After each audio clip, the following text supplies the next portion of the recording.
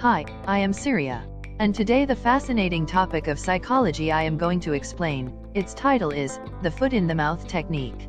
And Compliance Boosters, How Small Talk Controls Your Decisions. Introduction. Imagine this. You're walking down the street, lost in your own thoughts, when a friendly volunteer approaches you with a smile. Hi there. How are you today? You reply instinctively, I'm good, thanks. They nod warmly and continue. That's wonderful to hear. Would you be willing to help us raise funds for children's education? And before you even think it through, you find yourself reaching for your wallet. It feels natural, like the right thing to do. But here's the truth. That friendly question, how are you, wasn't just small talk. It was the first step in one of psychology's most subtle persuasion tactics, the foot in the mouth technique. Today, we'll uncover how this seemingly harmless gesture can dramatically increase compliance, shape your decisions, and influence your behavior, without you even realizing it. The power of small talk. At first glance, small talk feels meaningless. We exchange polite greetings. How are you? I'm fine. Nice day, isn't it? But to a skilled persuader, whether a marketer, a fundraiser, or even a manipulative individual, these small exchanges are powerful psychological entry points. The foot in the mouth technique plays on one of our most basic human instincts, the desire to appear consistent with our words and our self-image.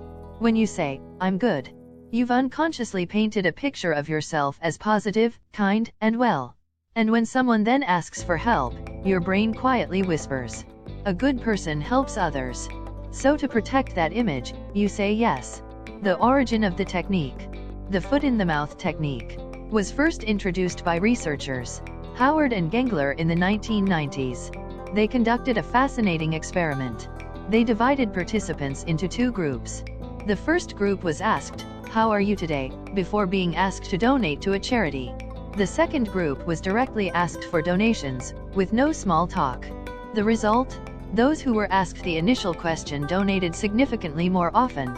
This simple pre-question created a sense of rapport and emotional consistency, making people feel compelled to align their actions with their words. The researchers called it foot in the mouth because it builds upon the classic foot in the door technique, but with a twist of emotional priming. Why it works, the science behind it. To understand why this technique works so well, we need to explore two powerful psychological theories. First, cognitive dissonance theory, by Leon Festinger. Second, self-perception theory, by Daryl Baim. First, cognitive dissonance. According to cognitive dissonance, when our words and actions don't align, we experience inner discomfort, a mental tension we naturally want to reduce. So, if you say you're good or fine, and then refuse to help when asked, your brain senses a conflict. If I'm good, why am I acting selfishly? To eliminate that tension, you comply, often unconsciously. Second, self-perception theory. Self-perception theory deepens this idea. It suggests that we infer who we are by observing our own actions. If we respond kindly to others, we start to believe we're kind. And once that belief is activated, we behave consistently with it. So every polite reply, every I'm doing well, creates a mini feedback loop that primes compliance. Real-life examples. This technique appears everywhere, from street marketing to professional negotiations. Example 1. Charity workers. They begin with a friendly question. How are you doing today? You answer positively. Then they say, I'm so glad to hear that. Could you help make someone else's day better? And just like that, you're hooked. Example 2. Sales conversations. A salesperson might start with, everything going all right today. Once you respond positively, they frame the product as something that matches your good mood or personality.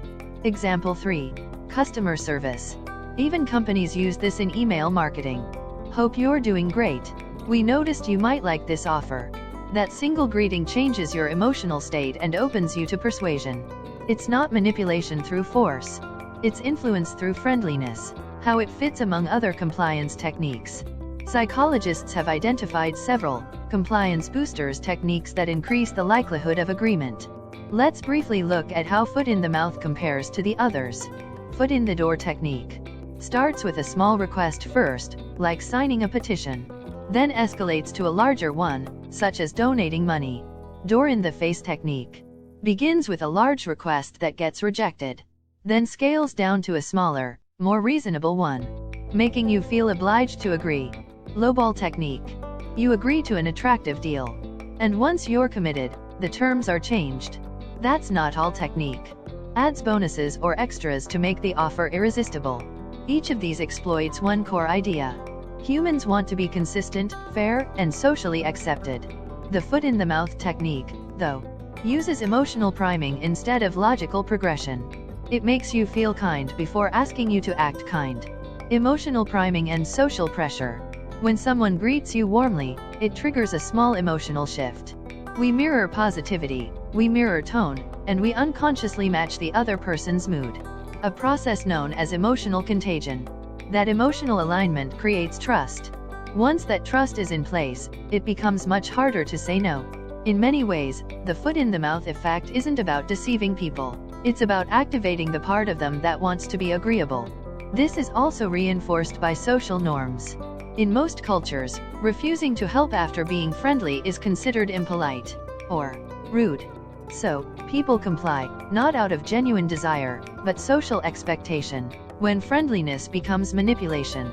It's important to note, not every warm greeting hides manipulation. But in certain contexts, it can be used to exploit politeness. Manipulative people use friendliness as camouflage. They disarm you emotionally, gain small agreements, and then build control step by step. In toxic workplaces or relationships, this shows up as guilt-based compliance. You said you were fine, why are you being difficult now? That's when small talk becomes a psychological weapon. How to defend yourself. So, how do you protect yourself from being unknowingly influenced? First, pause before responding automatically. When someone greets you and quickly follows up with a request, take a moment to think. Awareness breaks the pattern. Second, be honest in your emotional replies. Instead of automatic "I'm good," respond genuinely. Real emotion reduces automatic compliance. Recognize emotional sequencing. If a request comes right after a friendly exchange, analyze the intention, not the words. Knowledge doesn't make you cold. It makes you conscious. How to use it ethically. Interestingly, this same principle can be used ethically in positive settings. Teachers use it to create connection before guiding behavior. Therapists use warmth to open clients emotionally. Leaders use empathy to foster teamwork. When used with good intent, the goal isn't control, it's cooperation. The line between persuasion and manipulation is defined by intention. Conclusion. So the next time someone smiles and asks, "How are you?" pause for a second before you reply. Because that simple question might not just be small talk. It might be the start of subtle persuasion. A quiet nudge toward compliance. In psychology, influence rarely feels like force. It feels like agreement. And that's what makes it powerful. Understanding these techniques doesn't make you cynical. It makes you aware. Because once you see how your mind works, you begin to notice the invisible strings that shape your choices. And awareness is your greatest defense. If this video helped you understand how subtle compliance works, share it. Because awareness is power. And remember, true kindness never demands. It respects your no.